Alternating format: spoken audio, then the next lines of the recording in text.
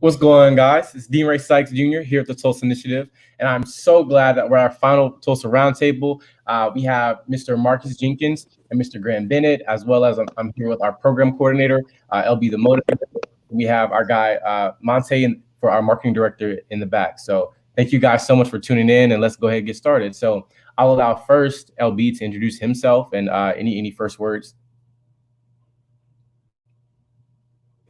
Hey, what's going on, beautiful people? It's your boy LB the Motivator. I'm just so thankful to have this opportunity to speak with these two amazing gentlemen here and looking forward to engaging in some amazing conversation. You know how we do on the round table. It's a real discussion. It's real juicy. It's exactly what you want to hear. It's exactly what you need to hear. And I'm just ready to dive into it. Thank you both, Mr. Jenkins and Mr. Bennett, for joining us. Dean Ray, this is the first time we're hosting together, bro. Like, this is kind of cool.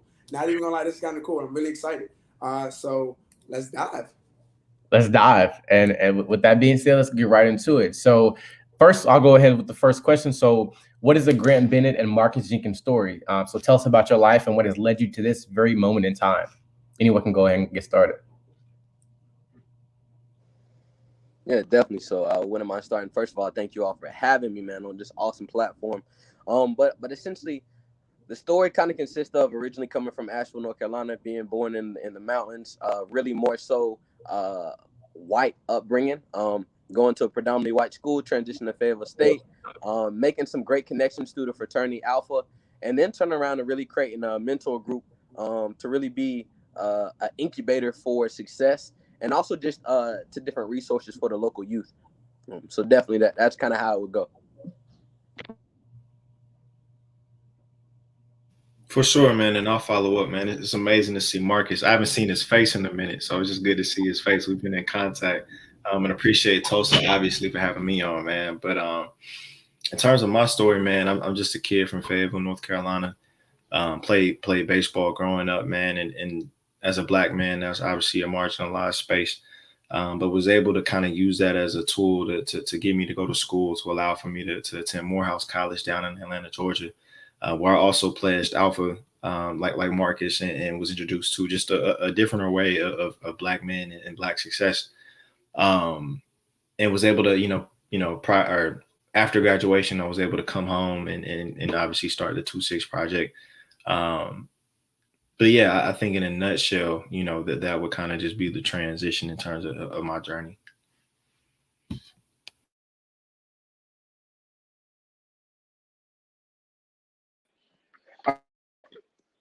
Thank you both for answering. So you two are distinctive men of Alpha Phi Alpha, 06 to the Good Bros. I'm a member as well. So it's always great to have brothers here.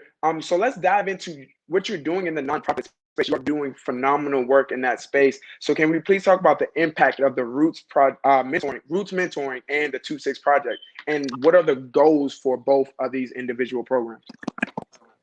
Yeah, definitely. So I don't mind giving you some backgrounds about Root. So Root stands for Regiment of Overriding the Statistics.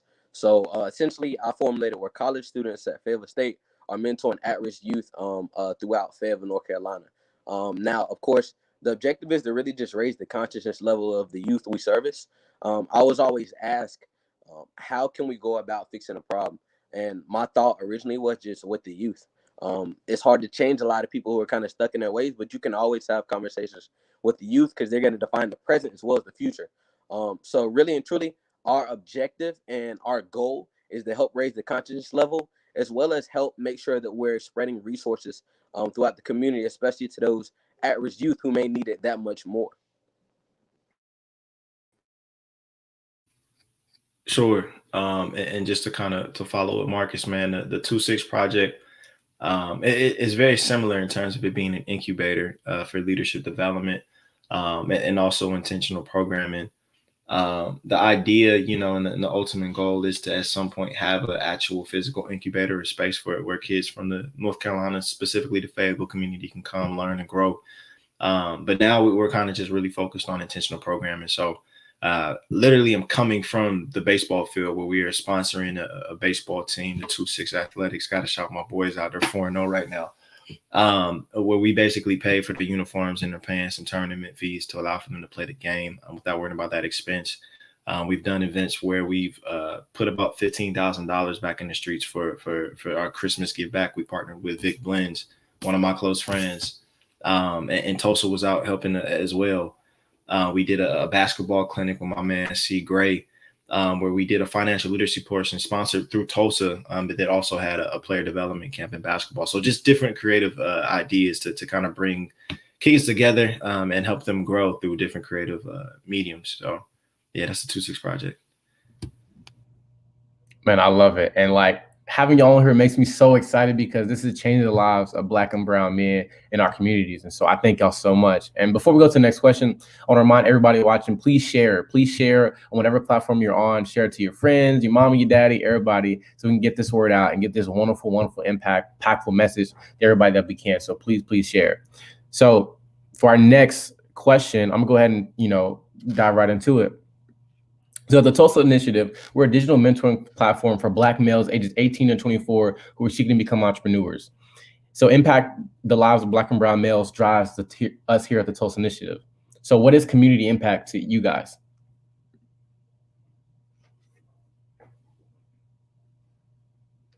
Hey, Grant, I want to kick it to you, brother. My guy. Impact in my lens is anything that contributes to a true agenda of freedom. Q Derek, who is, y'all executive director, to talk a lot. And the thing I'm most interested in is allowing kids to be exposed to true agendas of freedom and helping push and kind of cultivate their skill level or their ideas to be able to push toward those things, whether that be financial freedom, spiritual freedom, creative freedom, whatever that looks like a real agenda of freedom. That's really, in my mind, what impact kind of stems from. And that's what we try to foster the 2-6 project.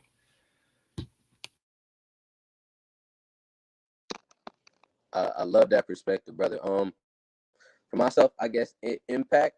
I just think more so long term. I think of youth being permitted to change their trajectory. A lot of the youth we work with, like I said, are at risk. So they may have been to jail. They may have a lot of difficult nuances that they deal with on a daily, consistent basis. Our goal and objective is to let them know that regardless of where they start, it doesn't define their trajectory or where they're going to end. So for them to know that and take heed to that, and for somebody to go plan B versus plan A, and actually being able to give back once they do matriculate and get to where they desire to be is really what impacts look like to me.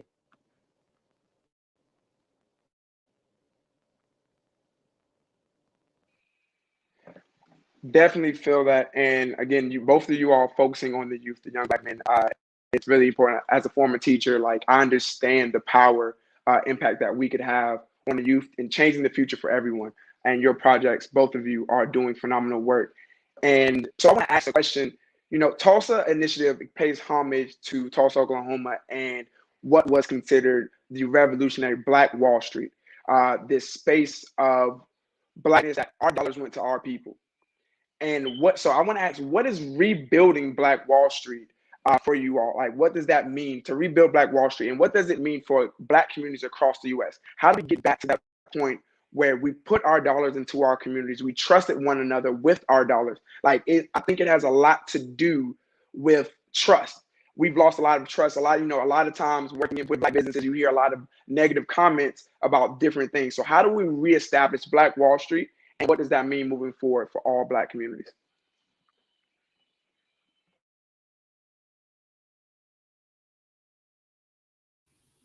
I can definitely to start this one off.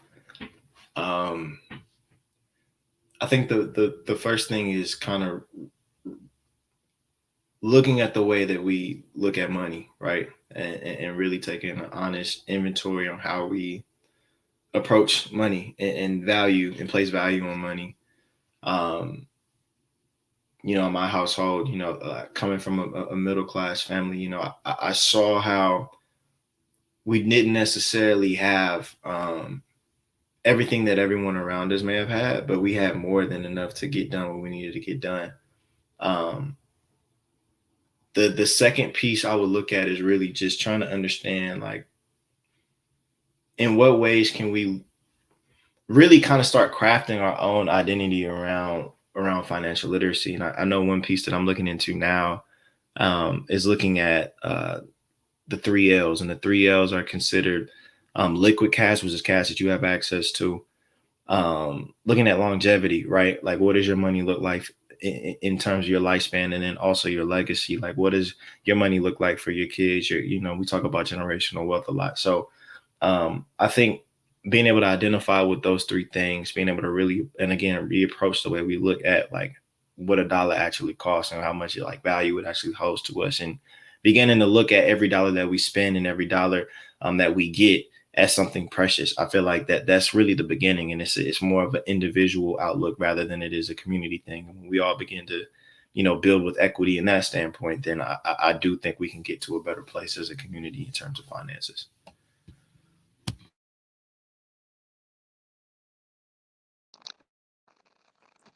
Definitely. So from my perspective, I really see it as a collaborative space, more so a safe haven, and I think of it more so from a mental space, because I think what Tulsa had was the self-esteem, the prideful element where it's cool to be Black and to be successful.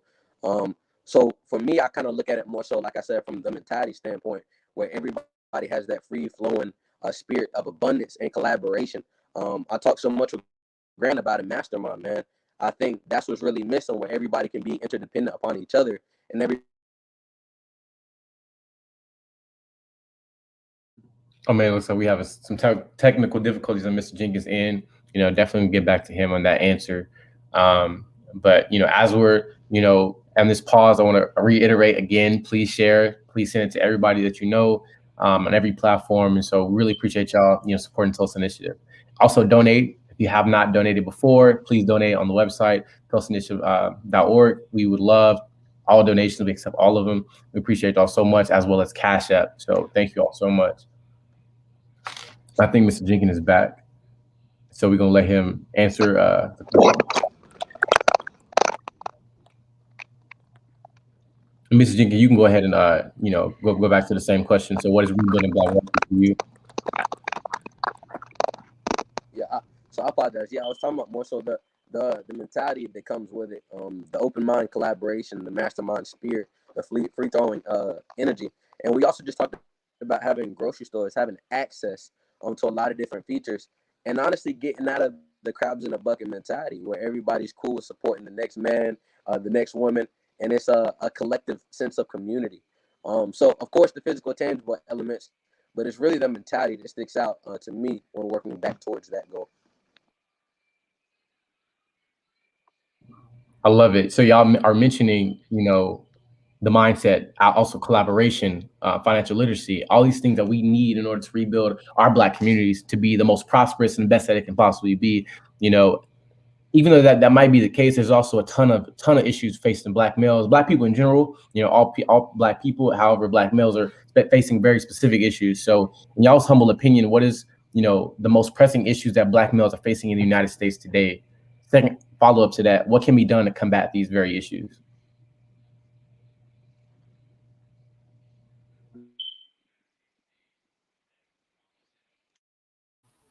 I can definitely touch on. I see me and Marcus muted at the same time. In my mind, I feel like in terms of just looking at, I'm thinking about when I was 16, 17, 18. There's that lack of exposure to just what you can do, and the options being limited. There's a lack of equity in terms of being able to actually provide you with the resources and maybe skills and mentorship, and just that pathway for you to achieve something that you may want to do. And then I think that big piece is the consistency around that guidance, right? So being in a space, but also having someone there to help kind of guide and lead you into a space, whether that's sports, whether that's music, whether that's the academy in terms of academics, whether that's you trying to find a full-time job or becoming an entrepreneur. I feel like all three of those elements work hand in hand, and it's something that I think as a Black man, there isn't a lot of that. And what there is not enough for all of our Black boys to go out and do what they want to do. I think just kind of seeing, an exposure leads to expansion. So if we can really attack that the way that Tulsa's doing, the way that Roots is doing, the way that the 2-6 Project is doing in terms of our work, I think we can see that difference.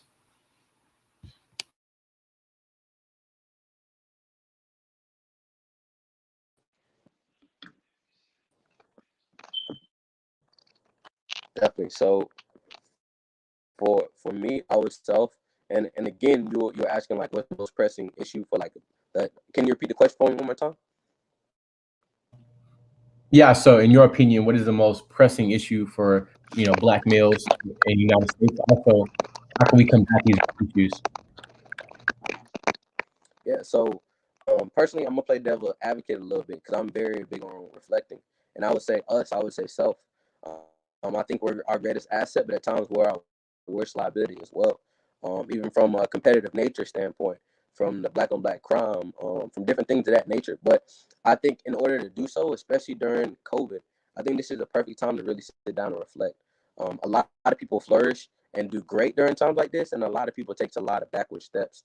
So I think now more than ever, it's important just to reflect, understand where you are, and then also really map out a plan to figure out where you want to get and actually make it tangible. But personally, yeah, I would just say us. I think we put limitations on ourselves that do not need to come to play. That's why I salute to you all for having a vision and really manifesting it.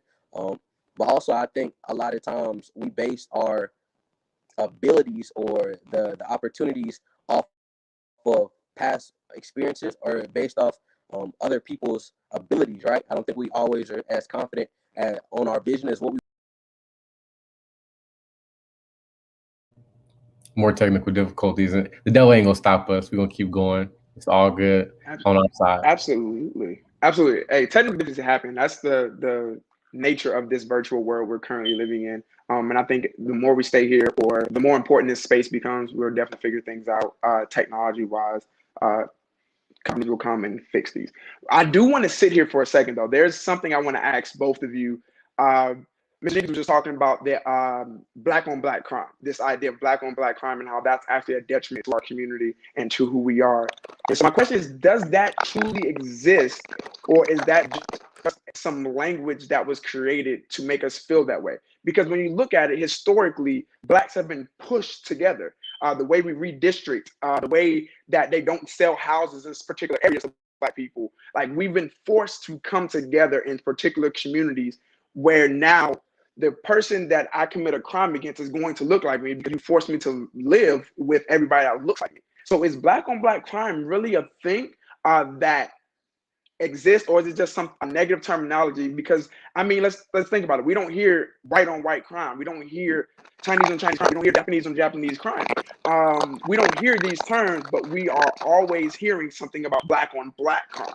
Like we hear that so easily, so frequently, but we don't hear that about other cultures and communities where they still commit crimes against each other. So why is that?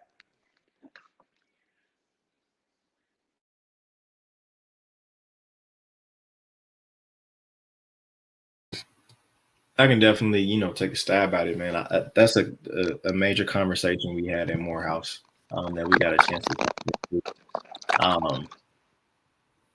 I definitely think it is definitely more of a media play. I definitely think language is so critical, and like you said, it's the thing that you see the most. Um, I would agree with you, LB, just in terms of that being a divisive language. Obviously there is crime where a black person does a crime to another black person, like obviously, but in terms of that being like what it is, I would have to agree with you, man.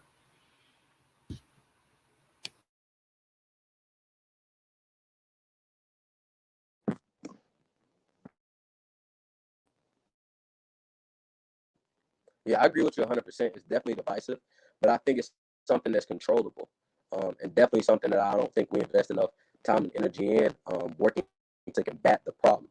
Because essentially, if we eliminate that, I really feel we're unstoppable. I think we're our only nuance.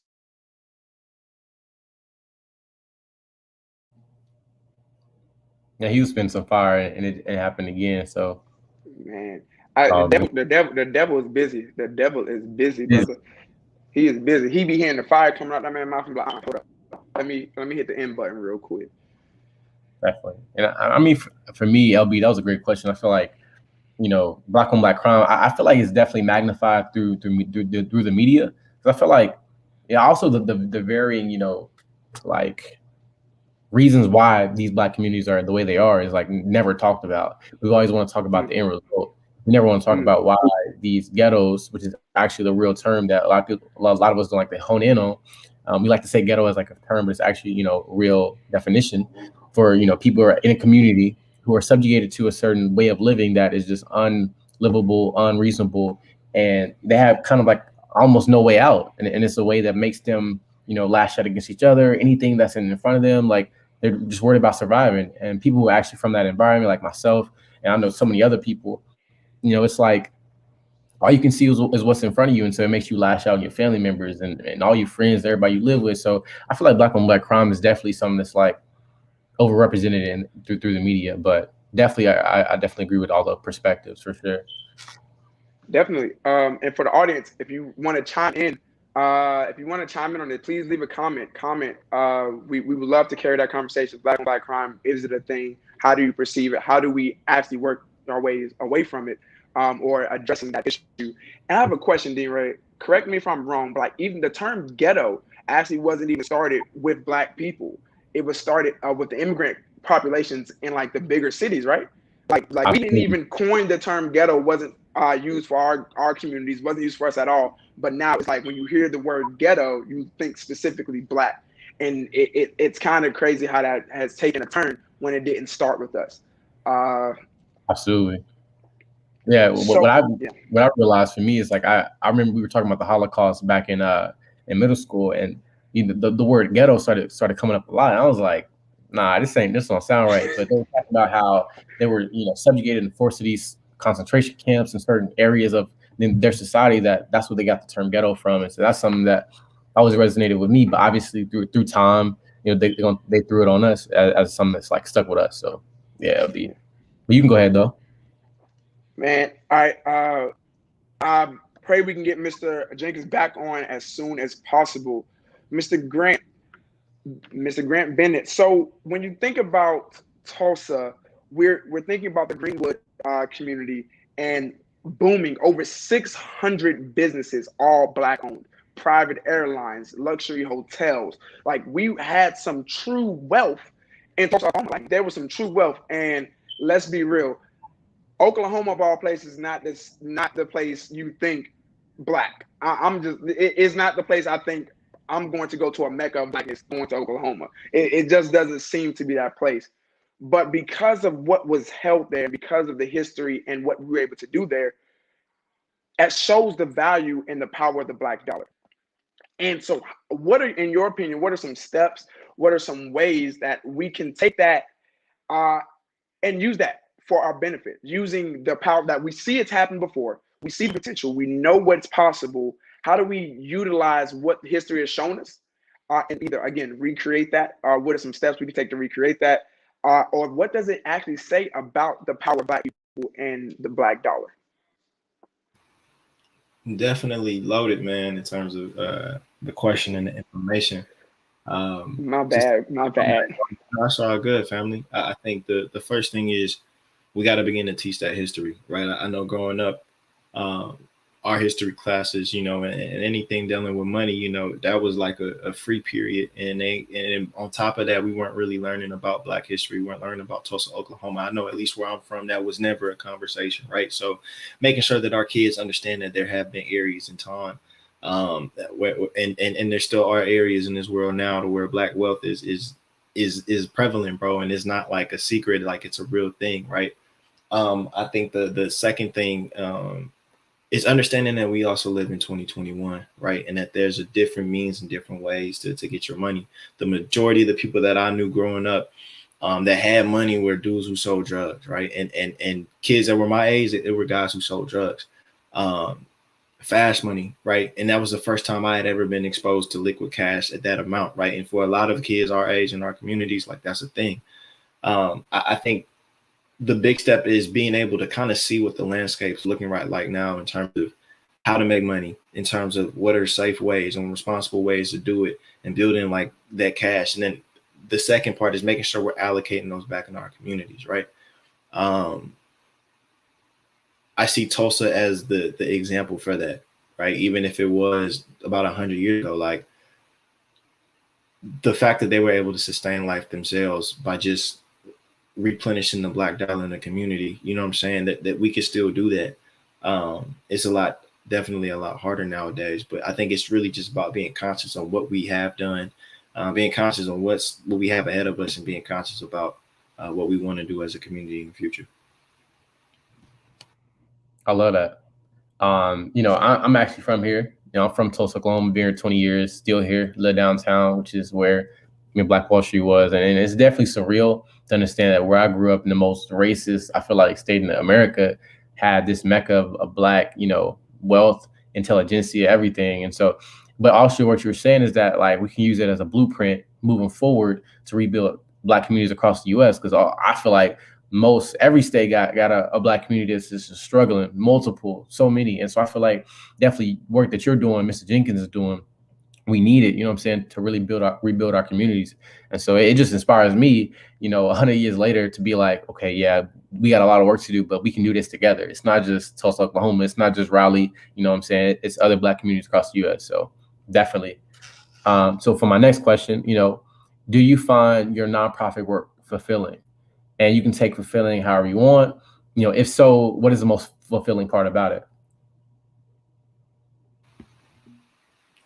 My work is extremely fulfilling. It's also extremely frustrating. Our team does a lot of good work for a lot of young people around the city, and it can be frustrating when you want to give so much, and because you see so much and you don't have the resources, you don't have the finances, you don't have even the human capital to be able to pull off some of the stuff that you want to do, right? But I think the challenge itself allows for the work to feel good. So like me rushing home to get on this from a baseball game, right? Like the fact that we're sponsoring a baseball team right now, right? From kids from our city, and they're out producing. I think that they've won 4 straight games, right? When you see it and you're a part of the work, like it makes it feel real, right? And I think I'm personally at that phase where we're starting to see some of the things that we've been talking about for years come to life, and it's real for us, right? I think Tulsa's the same way, which is why we do so much work together. So and Q Derek gets on me all the time about this, but it's so vital for people to continue to support financially, right? And really give resources in their times. And their time and effort to these different causes, such as the 2-6 Project, such as Tulsa, such as Roots, because that's really what sparks the impact. That's really what makes, everything fulfilling. Because without, the help, without the money, without the resources, that we can only do but so much. But to the core question, man, I love what I do. And I love my team, and I love, just being in the space.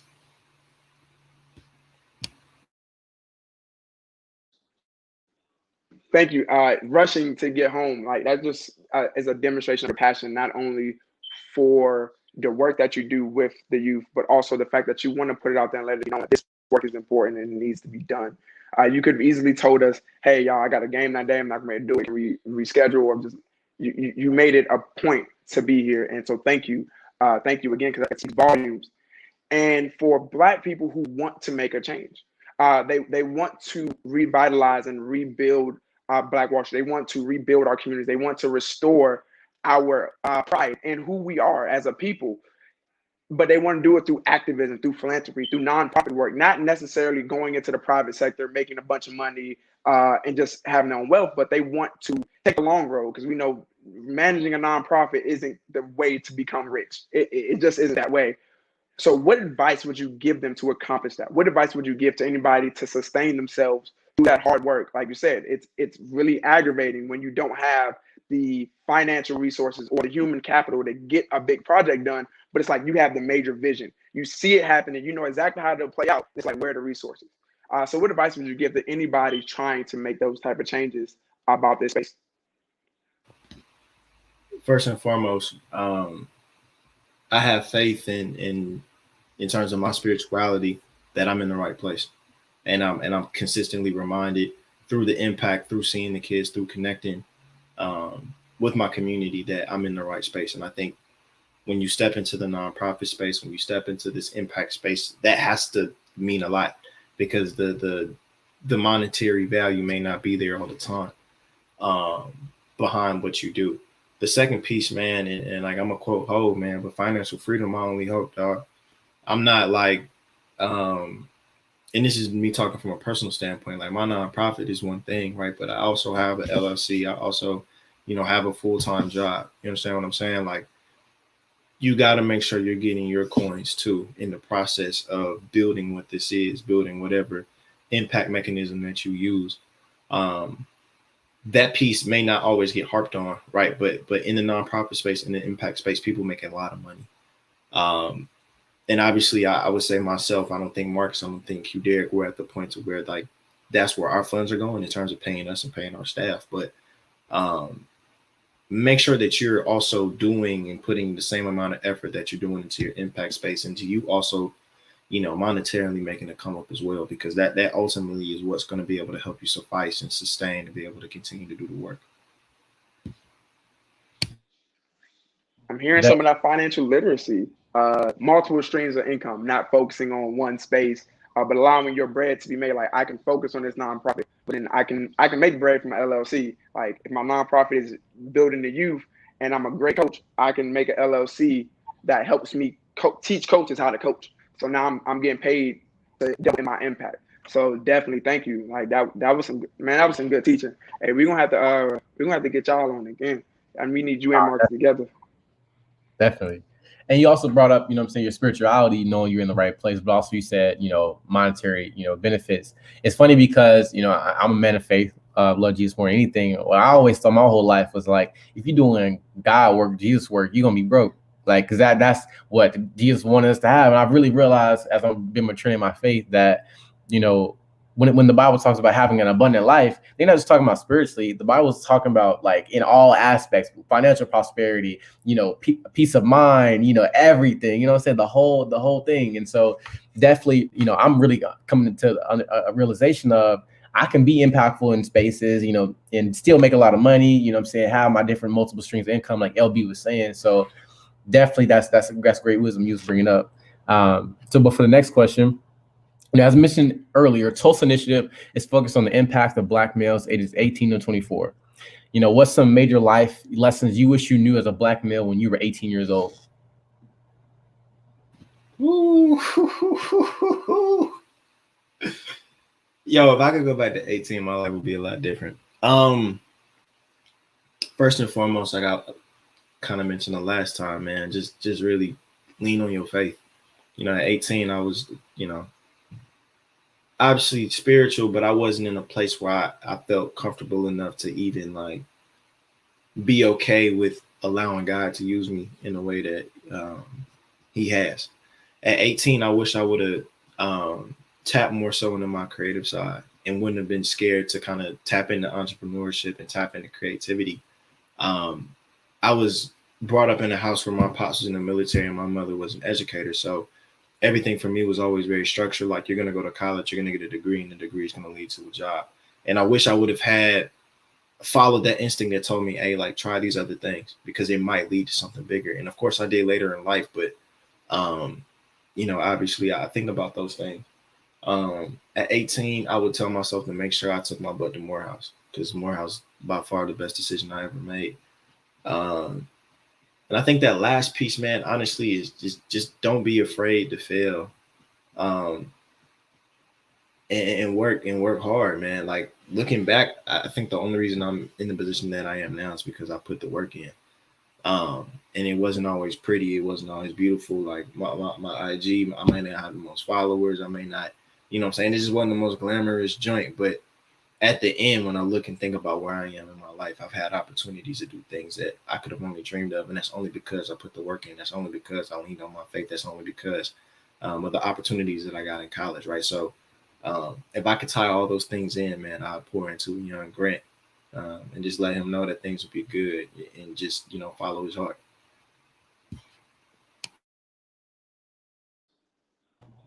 I love it. Great words of wisdom for the young. Like I do wish I could go back and tell myself a whole lot of things, because I probably would not have made certain decisions And I never knew what my parents meant when they were telling me, hindsight is 2020. Like I never really understood that phrase until really getting old enough to say, like, dang, if I would have just listened then, I would be somewhere different now. But then with my faith, it's like I'm exactly where I need to be because I can't give my testimony without first going through a test. So it's this weird space you end up being in as we get older and reflecting. But I think it's really important. Every experience that we've had allows us to pour back into someone else. And we wouldn't be able to tell our young men, hey, don't do this if we hadn't done it and made some mistakes along the way. So I think this is the last question before we go into a live Q&A. We're going to have a live Q&A, hey, go ahead and start dropping our questions and comments. So when you're 90 years old, Mr. Bennett, and body and mind don't work in the same way that it does now, what impact do you have what do you hope you have left? What is that legacy that you have left behind of all the work that you've done, everything that you've accomplished at 90 years old, and you're sitting back in your rocking chair on your porch, looking at the great view from your home? What is that legacy for you? Man, I hope to still be in the field at 90, baby. I'm hoping I'm still mobile and in a position where I can move a little bit, man. But in terms of, my legacy, first and foremost, I want to make sure that, spiritually that I did the work that God sent me here to do. The second piece for me would definitely be, man, that, I want people to know that I genuinely cared about helping people. Obviously black and brown people, but just people, you know what I'm saying? Like at the end of the day, like I genuinely love the space that I'm in now and just, want to be remembered for that. And then from a family standpoint, like I just said, man, I would love to leave my family with more wealth from a financial standpoint and kind of be the one in my family that changes the landscape for my kids and their kids and their kids and their kids. You know what I'm saying? I genuinely feel like I had the capacity to do that. And at 90 years old, when I'm still trying to coach baseball or something like that, like I hope that is what, the word is about me. I love that. You're not giving up at 90. A lot of people give up at like 60, 70. I love that. And I think actually for all three of us that we want that legacy to really be something that's like world changing for people in the black and brown space. And but before we go to our live Q&A, I just added another question on the back end. As I think all three of us HBCU grads, or I'm still in school, but I'm at Howard right now. Shout out to the HU. Future grad. Future grad, you feel me? Yeah, LB ASU, Alabama State, huh? The Alabama State University, you already know. The Big Alabama Hornets. Hey, come on, yeah. You Morehouse. Big Hornets. Yeah, so tell us about your experience at Morehouse and how HBCUs can be places of black male cultivation. Man, I went to the mecca of that joint, in just terms of Morehouse being the institution that was developed for that, right? Morehouse changed my life. I tell everyone all the time, man. I say it in a way that's not arrogant, but like I am Morehouse. Like anything that you can think of in terms of what the school embodies, like I've had to go through and I try to exemplify on a daily basis, man. I think the beauty of Morehouse is it allows for you to practice being successful in an unadulterated way. You can be yourself, but also be around my boy Mark talking about Aggie pride. I did commit to A&T before I went to Morehouse. I'm always going to show love to A&T and Fayetteville State. That's just my home HBCUs. But in terms of Morehouse, I had an opportunity to just grow and to do it in a way where I didn't have to change who I was. And I think that's really important. And then I also got to grow with a bunch of gentlemen who are also in that same way, very similar to Howard, very similar to Alabama State and all the other HBCUs, right? Your network becomes your friends. It's super dope for me to be able to call one of my line brothers or one of my classmates to talk about finances and taxes. Or knowing that I got brothers that are right now in law school and that in 2 or 3 years or really in a couple months, like I'm going to have a lawyer like as a friend. Right. So I think when you're able to build like that and grow and begin that network at such a young age, man, it changes the trajectory of your life. And I think HBCUs do that all across the world for a lot of people.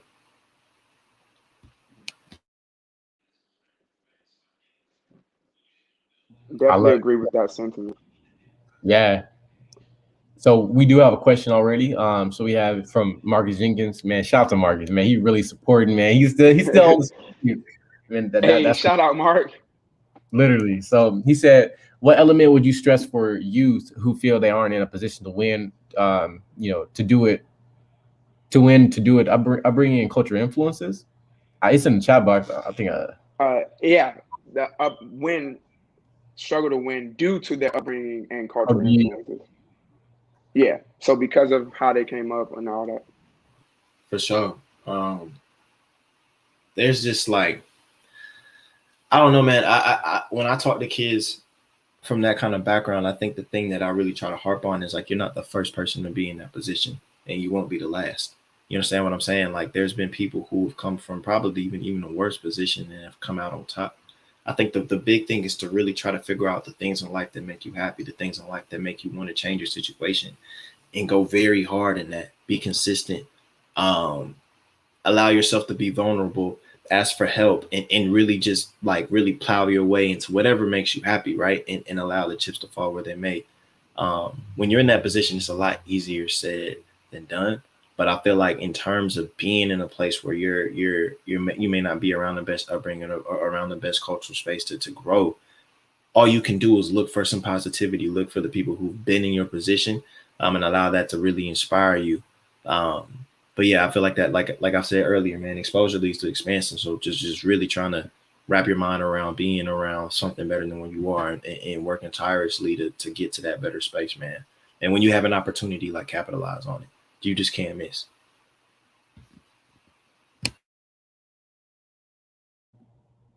I love it, man. I love it. Like, and I feel like that's a conversation that like a lot of people don't like to have. For me, I'm from like, I'm saying the hood of like North Tulsa, like the ruins of Black Wall Street. So I went to Howard. A lot of them had like, I'm not speaking for everybody, but pretty privileged backgrounds. And like Jack and Jill, all this, they legacy and everything. And I'm just like, I don't know what that is, but I'm not with that. So for me, it was a big culture shock because I thought because of my background, my upbringing, cultural influences, that I wasn't in a space to really win. But it's really, checking myself to go with the extra mile and say, hey, just because we didn't have the same background, I can still be successful. So, and then that's just me. And so LB, there's another question in the chat box. You can go ahead and take it. Yeah, just speak on that really quickly. I think we have to grab onto, again, our faith and our hope. And once we embed our faith in God, it starts to translate to ourselves because we will realize we were created in His image. So God created us in His image. There's nothing that we can't do. There's nothing that we can't accomplish because we have ultimate faith in Him. So we're just like Him. We're just like Him. We may not have the ability to tap into it the way He taps into it, right? But we see glimpses of it. We see glimpses. It's when you look at people who play sports, you see glimpses of like this person being above everybody else in sports. Like, just hands down, this person's above everybody in this area. So these glimpses of our greatness, we see it almost every day. We see somebody show the glimpse of greatness, and if that's for them, there's nothing that makes them any better than us. There's just something that makes them different. So that means we too can overcome our situation. The next question that dropped: how would you respond to a PWI alum that says an HBCU degree isn't as good as a PWI degree?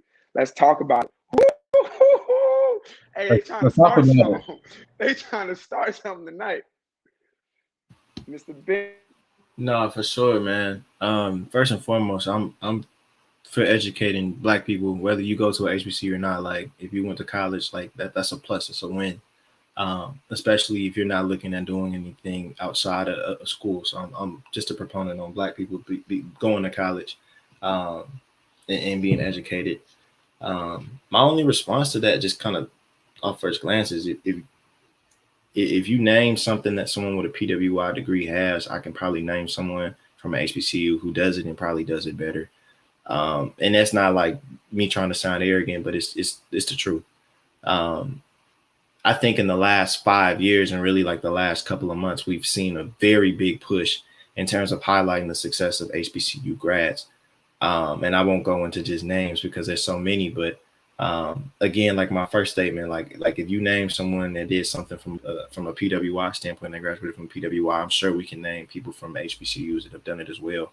and have done it in a completely different way, and maybe have added and contributed to whatever that space is just because they went to an HBCU. So that'll be my response. LB, any thoughts? Man, I really feel like the PWI HBCU, like the black person, right, that goes to PWI, the black person that goes to an HBCU, like the degree, that conversation in itself, I think it falls back into like the house slave versus the field slave, the dark black person versus the light skinned black person. Like it goes into this way of dividing us even further when it's unnecessary. Like we're following into a trap of whiteness. A trap of whiteness to continue to divide ourselves. It like Mr. Bennett said, like, I'm happy if you get a degree. Like, I don't care where you get it from. You went and you continue to educate yourself. You went and you continue to better yourself. Like, that's a plus. That's a plus. You now have access and you have a level of privilege that not everybody's afforded. The HBCU degree is going to do just as much for you as a PWI degree. Why? Because it's about the person. It's not about the degree. There are people who go to PWIs and don't have jobs. The same way there are people who go to HBCUs and come out with degrees and don't have jobs. There are people who go to PWIs and they become CEOs of Fortune 500 companies. There are people who go to HBCUs and become CEOs of Fortune 500 companies. There isn't a difference in the degree. It's a difference in the person.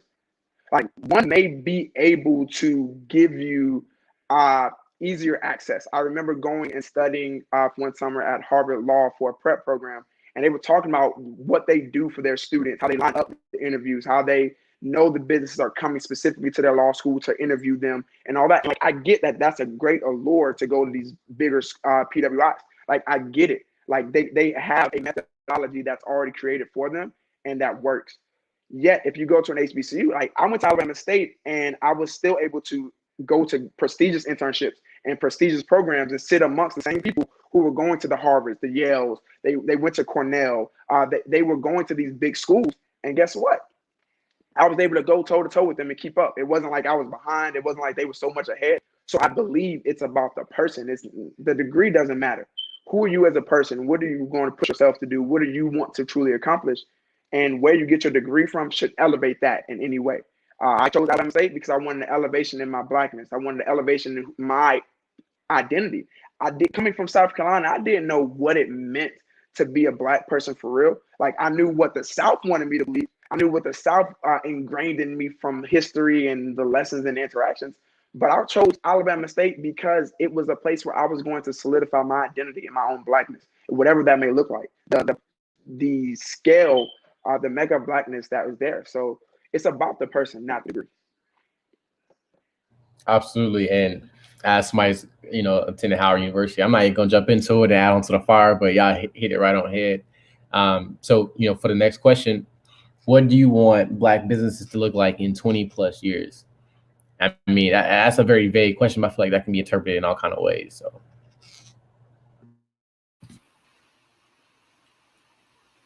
for me, I think the big thing is I would love to see Black-owned businesses with the same access to equity in terms of startups, the same access to equity in terms of just being able to fund projects and ideas as other types of businesses. I already think creatively. I already think from a foundational standpoint that like a lot of Black-owned business, especially young entrepreneurs, like the young people I'm connected with now, are doing it big. But I know that we often lack the resources and the access to the capital we need to be able to take it to another level. And I hope that in the next 20 years, that we'll continue to see the support in terms of being able to provide that access to major capital to be able to push what we need to push in our communities. I think that's the biggest thing, because I think that's the only thing that'll separate us from any other business. absolutely. And you brought up, equity and venture capital. I work in the venture capital space in my internship. And what we really learned was that Black women, Black people in general, their businesses create higher profit margins, ROIs, than the white males that go to like Harvard and Yale, which is like, and Stanford and all these Ivy Leagues. And it was funny because like you would think that, like the Mark Zuckerbergs of the world, and like all that, like they obviously would have the higher profit margins, but on the overall scale, on a median scale, Black people, especially Black women, are creating higher return on investments in the venture capital space. So I just want to throw that out there because we were just on the HBCU PWI talk debate. So that's that on that. But as we're closing down, man, I really want us to, if you haven't already, if you're on here and you have not ever, donated to the Tulsa Initiative, please, please, please donate to the Tulsa Initiative. We really, accept all donations, and we, as a nonprofit, we run on donations. So we really appreciate y'all and everyone's support so far. And there's one last question, so I'll let LB, you can take that in the chat box. Okay, you hear me? Hey, I want to get more about what you wanted to see the Black businesses in 20 years, bro. But no, so the COVID-19 has forced HBCUs to look at online education options. How could the adoption of online affect HBCU culture? And let's be real about it. I think the big thing, and I've seen it now, man, the yard is never going to be the same. The yard is never going to be the same. And it's something that, as much as they can do to duplicate it, man, I just don't see it ever getting back to that point. With that being said, I think there has been a major push for Black and brown students to attend HBCUs, especially since the reignitement of the Black Lives Matter movement, especially a lot of these major corporations and philanthropists are starting to throw bread at these institutions. I see a lot of kids going there, but I also see this is as another opportunity for us to educate Black people. And what I mean is, I have one of my best friends who plays professional baseball. He played 3 years at the University of Alabama, and he's looking to finish his degree. Giving an online option for students to be able to complete their degree, even though they may not come, not only graduates, an extra person, but it also exposes them to a different type of meaning in education, right? So we've been working on getting him into the Morehouse new online option, right? But for someone who's in a completely different skill set, for someone who has college credits, and that's just looking to finish, I think HBCUs can really be a driving force in terms of capitalizing not only on that student from an education standpoint, but really be able to provide kind of access to being able to help them finish whatever that might be, right? We know so many people who started college and then, may not have finished for whatever reason, right? And I think the online option can kind of serve as a mechanism to help really push people to finish their degree. And I think HBCUs can be at the forefront of that. 100% agree. Dean, what do you think, being a student in the space, like currently in the space, like what are your sentiments? Man, that's a good question. I mean, I feel like, I don't know. I feel like HBCU, because especially HBCUs in the South, I've noticed that, or I'm looking into it, the population for students has gone down a lot, and it's going down every year. And forcing them with as limited resources that they may have to go into an online option is definitely sometimes worrisome for me, because I know not all HBCUs are getting funded the same. And like there's a big talk about like, oh, Howard, Morehouse, Spelman, they always get the resources and all the fame and all that, but like HBCUs down south never get the same attention. So I think that can be a big disparity that we might be walking into. That as Mackenzie Scott and all these other philanthropists are giving money, if they're not giving it in the same way to these, I'm going to say lesser known HBCUs, but HBCUs that haven't gotten historically the most attention, I think that it could really create a big disparity there. And I don't want that to be the case. And I feel like that's not equitable at all. What I've noticed from Howard, like they're flourishing right now in terms of like money. I don't know how, why, but we get emails all the time. We getting 25 million here, 25 million there. I feel like, as Grant Bennett was saying, the resurgence of the Black Lives Matter movement has really been a driving force for HBCUs and our prosperity. And I think it's very up and down. Black Lives Matter movement is helping us, but forcing to go in a different route, even though we're already underfunded, under-resourced, is still like, I feel like it's a tough space. I don't know. As a graduate of one of the, I guess, less famous HBCUs in a way, I definitely agree that there is an inequitable giving to HBCUs across the board. And I don't know if that has to do with the established, alumni bases that the different schools have, the established networks, or just the fact that you were able to get your name in the media first or earlier. for positive things. So now people see you as a positive force. I'm not sure why. Or maybe it could be a plethora of things that do with that. But I do believe the online option, it's going to change the yard. Having crossed alpha and then experience what it's like to be a Neo in the yard, experience what it's like to walk the yard and be a member of a fraternity, and see what that fraternity and sorority life does for a campus, how it keeps the campus lively, how it keeps it going, and knowing that that same energy is not going to be there in the online component. It changes like the pool. Let's be real. A lot of times when some students go to HBCUs, it's because they love the environment of the yard. The education piece, they're going because they know they're going to get an education. Like, you're going to get an education no matter what college you go to, no matter what university you attend, you're going to get educated. But it's the smaller piece, that student life piece, that truly can draw in a certain population. And I feel with the online option, we're going to lose a lot of those students because they won't be able to go to the yard and feel what it's like.